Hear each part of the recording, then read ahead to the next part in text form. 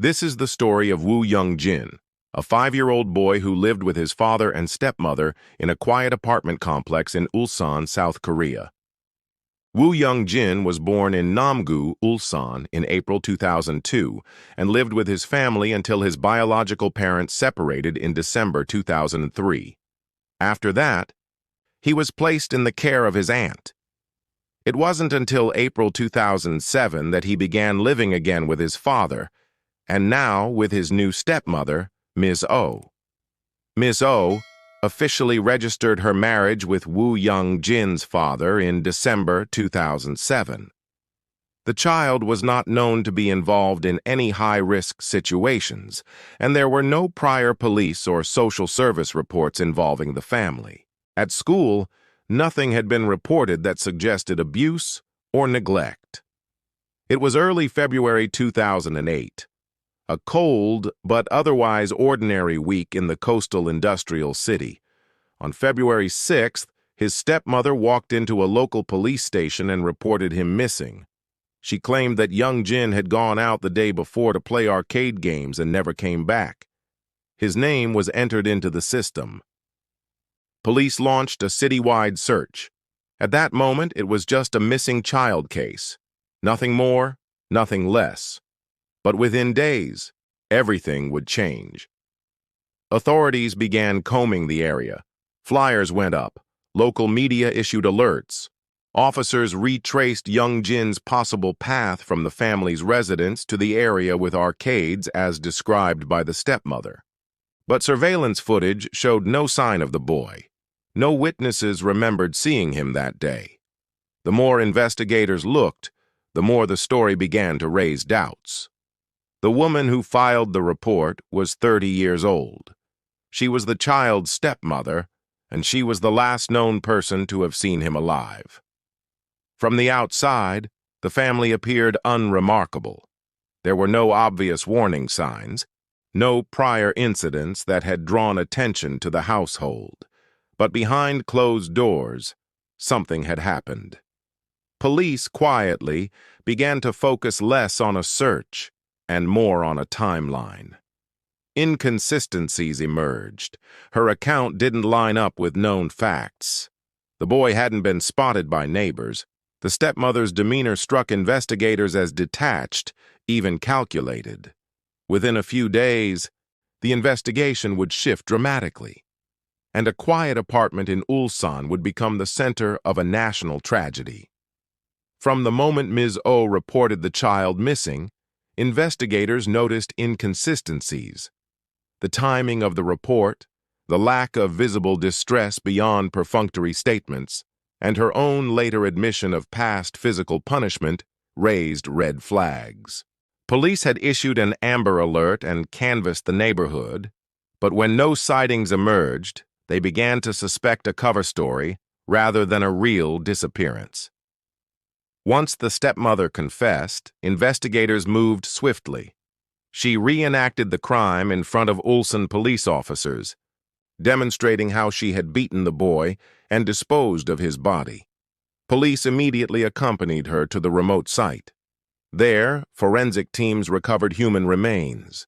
On the evening of February 5, 2008, Ms. Oh saw her stepson, Young-jin, sitting quietly and fully absorbed in the television at his grandmother's home on the second floor.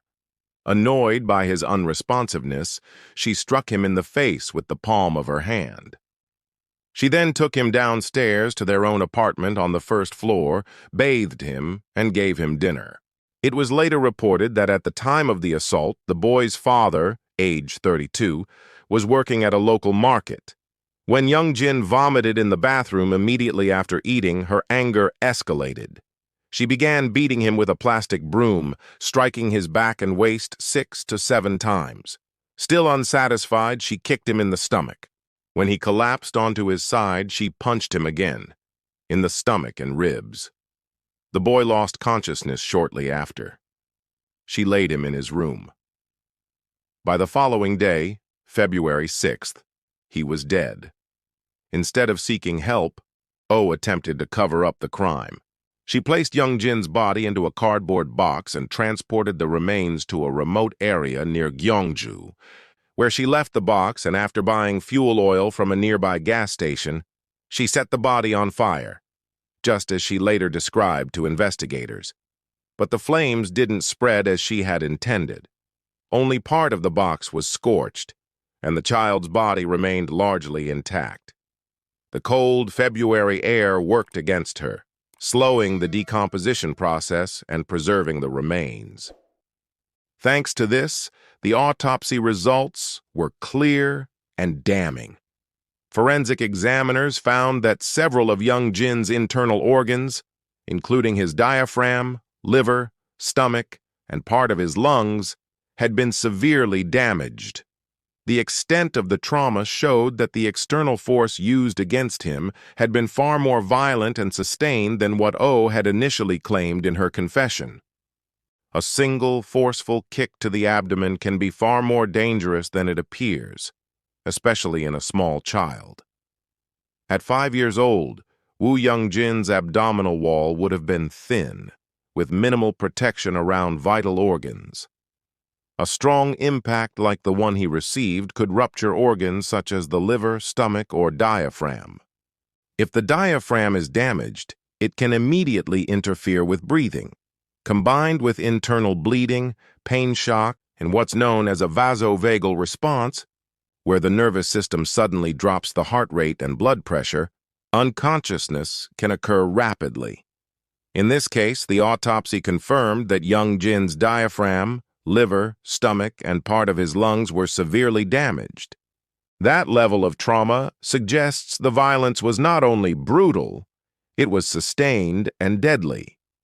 The investigation process included reconstructing timelines, interviewing neighbors and school staff, and reviewing the father's work schedule. They also cross-checked shopping receipts for the fuel oil and scrutinized Ms. Oh's behavior, calm when describing the events, detailed in reenactment, methodical in her confession. All of it matched the scene.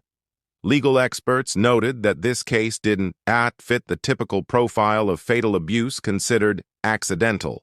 Instead, prosecutors charged Ms. Oh with premeditated murder. Media coverage highlighted that, unlike many domestic child abuse cases, this one showed clear intent, concealment, and deliberate disposal of the victim, factors that elevated the charges beyond manslaughter or involuntary homicide.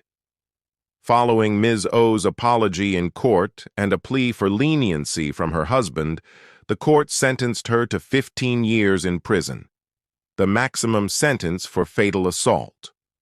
However, on appeal, the sentence was reduced to 12 years. Ms. Oh was released from prison in February 2020. Although no public clinical assessments were released, experts pointed out that fatal abuse in stepfamilies often involves distorted caretaking dynamics. These perpetrators may show emotional detachment, unstable behavior, and a strong need for control. In this case, Ms. Oh's actions, covering up the death, methodically disposing of the body, reporting the boy as missing, suggested cold calculation rather than a sudden emotional outburst.